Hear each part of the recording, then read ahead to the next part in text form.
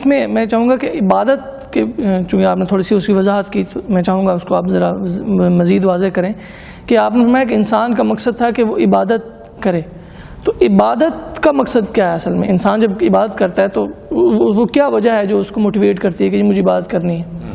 یہ بڑا آپ نے گہرا سوال کیا۔ آج عبادت دو چیزیں اس میں عرض کروں گا، ایک تو عبادت کون سی چیز اس کو ابھارے گی، اور نمبر دو عبادت کا مقصد کیا ہے۔ دو چیزیں ہوگی، کون سی ایسی چیز ہے جو اس کو ابھارے گی؟ وہ چیز ہے اللہ کی محبت۔ آمر جو امر دینے والا ہے، جو حکم دینے والا ہے، اس کی جتنی محبت آپ کے دل میں ہوگی، ایک آپ کو گیٹ کیپر حکم کرتا ہے، ایک ملک کا وزیر اعظم کرتا ہے، دونوں میں زمین آسمان کا فرق ہوگا۔ تو اللہ کی عبادت کے لیے سب سے جو بنیادی چیز ہے وہ انسان کے دل میں جتنی اللہ کی عظمت ہوگی اتنا اس کی وہ مانے گا۔ پہلی بات تو یہ ہے۔ دوسرا، عبادت کا مقصد کیا ہے؟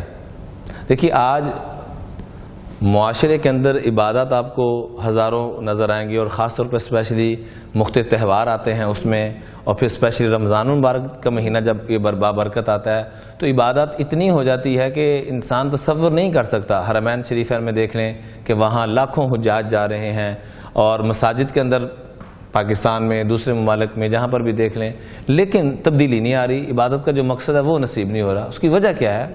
اس کا ایک بڑا گہرا نقطہ میں عرض کرنا چاہوں گا، کاش کہ یہ نقطہ سمجھ میں آ جائے تو ہماری زندگیاں بدل سکتی ہیں۔ وہ نقطہ یہ ہے کہ آج ہر بندہ ثواب کے چکر میں پڑا ہوا ہے۔ عبادت کر رہا ہے، مجھے اس کی اتنی نیکیاں ملیں گی، جیسے کوئی بینک ہے تو وہاں سے میں نے وہ رسید لینی ہے اور بس میرا وہ جمع ہوتا جا رہا ہے۔ ثواب کی تشریح اگر ہمیں سمجھ میں آ جائے تو یہ سارے مسائل حل ہو سکتے ہیں۔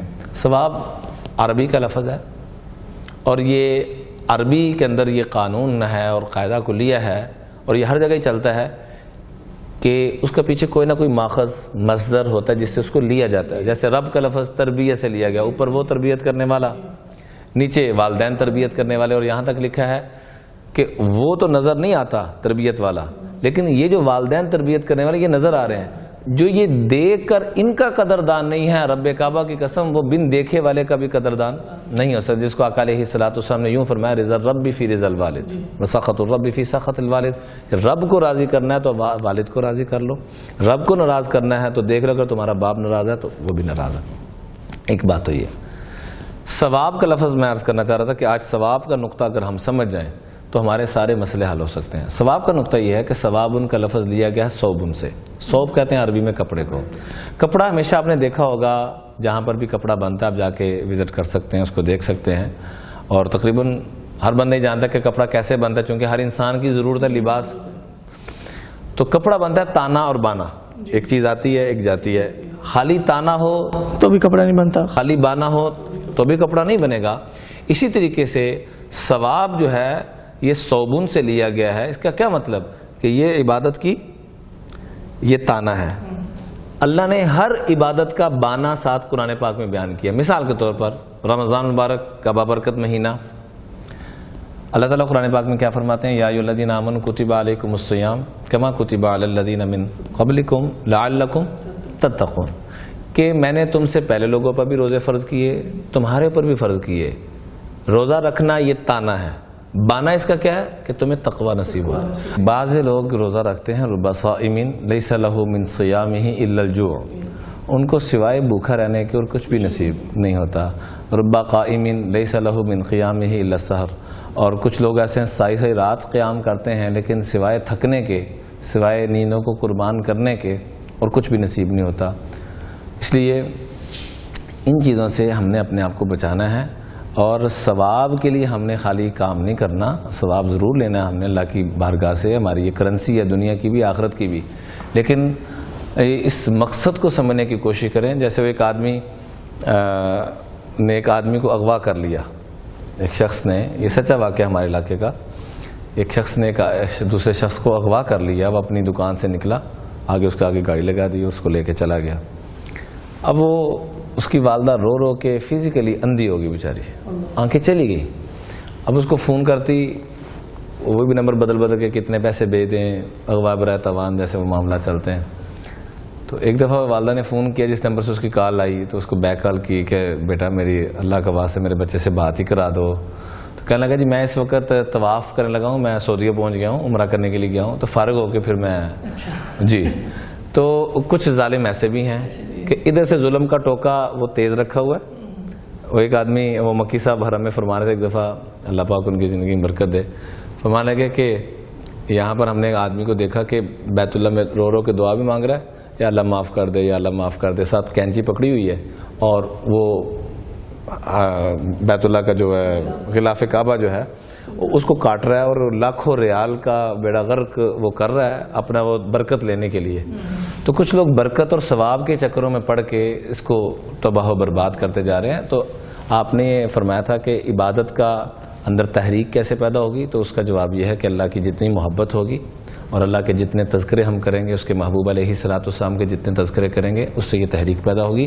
نمبر 2, عبادت کا جو مقصد ہے وہ انسانوں کا گناہوں سے نکلنا ہے, نہ کہ خالی جیسے رمضان حج کے متعلق فرمایا. آج کل الحمدللہ وزارت حج کی طرف سے مختلف جگہ پر ہزاروں حجاج سے ٹریننگ کا موقع مل رہا ہے, ان کو حج کے مناسک بتانے کا. تو اس میں ہر جگہ میں یہی عرض کر رہا ہوں کہ اللہ کا واسطہ ہے کہ مقبولیت والا حج وہ ہے کہ جس حج کے بعد انسان کی زندگی سے گناہ نکل جائے. خالی چکر لگا کے نہ آ جائیں, بلکہ ایسی نماز کو آپ دیکھ لیں, ان الصلاۃ تنہا عن الفحشاء والمنکر, کہ نماز کا مقصد اللہ نے بتا دیا. تو ہم خالی ثواب, نماز پکڑ لی, روزہ پکڑ لیا, صدقہ پکڑ لیا, بھئی اس سے اللہ چاہتے کیا ہیں, چاہتے کیا ہیں, چاہت کو ہم نہیں دیکھ رہے, بس آدھی چیز پکڑی. جیسے وہ 4 اندھے چلے گئے چڑیا گھر میں ہاتھی کو دیکھنے کے لیے, تو ایک اندھے کے ہاتھ میں اس کی سونڈ آئی, ایک کے ہاتھ میں اس کے وہ لات آئی, تو وہ اس کو کہہ رہا ہے یہ پلر کی طرح حاجی ہوتا ہے. جس کا پیٹ پہ آیا اس نے کہا ڈول کی طرح ہوتا ہے, جس کا وہ اس کی دم پہ آیا وہ کہتے ہیں جھاڑو کی طرح. تو ہر آدمی نے اپنی تعبیر نکال دی. ایسے ہی ہم نے بھی دین کے ساتھ کچھ ایسے ہی معاملہ کر دیا ہوا ہے. تو عبادت کا مقصود, ہر عبادت کے پیچھے اللہ جل جلالہ نے اس کا ایک مقصد رکھا ہے. نمبر 1. نمبر 2, اس میں بات عرض کرنا چاہوں گا کہ بعض دفعہ انسان کہتا ہے کہ مجھے اس کے لیے وقت نہیں مل رہا, وہ اس کے پیچھے بھی اس کا کوئی گناہ ہوتا ہے جس کی نحوست کی وجہ سے اللہ اس عمل کی توفیق چھین لیتے ہیں. میں ایک دفعہ اپنے استاد محترم کے پاس گیا, میں کو استاد جی تلاوت کے لیے وقت نہیں مل رہا. اس وقت ہمارے اسباق کا بہت زیادہ, جیسے کہ آپ کو علم ہے کہ آخری سالوں میں دورہ حدیث کے اور جو ہے سیکنڈ لاسٹ جو سال ہوتے ہیں ان میں زیادہ بوجھ ہوتا ہے نسبتاً. تو میں کہا جی وقت نہیں مل رہا. تو مسکرایا اور فرمانا کہ بیٹا یہ جملہ مت کہو, بلکہ یوں کہو کہ مجھ سے کوئی گناہ ایسا ہو گیا ہے جس کی نحوست کی وجہ سے اللہ جل جلالہ مجھے تلاوت کی توفیق نہیں دے رہے, تو مجھے میرے لیے استغفار آپ بھی کریں, میں بھی کرتا ہوں. یہ طریقہ صحیح, یعنی عبادت کی روح کو اصل میں سمجھنے کی ضرورت ہے. عبادت کی روح کو, کہ انسان کو جو اللہ نے پیدا کی عبادت کے لیے, اور عبادت کی جو روح ہے, کاش ہم دونوں چیزوں کو سمجھ لیں تو ہم پوری دنیا کے اندر انقلاب لا سکتے ہیں.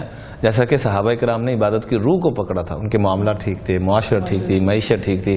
ہم نے عبادت کو صرف سمجھ رکھا ہے کس چیز کی حد تک, صرف نماز, روزہ اور سر پہ ٹوپی پہن لیں یا داڑھی رکھ لیں. یعنی یہ دین کی بڑی بنیادی چیزیں ہیں ساری, اس کو ہم نے اگنور نہیں کرنا, نعوذ باللہ اگنور کر کے کہاں جائیں گے. لیکن جو دین کا اور عبادت کا مقصود ہے خدا را, ہم اس طرف آنے کی کوشش کریں.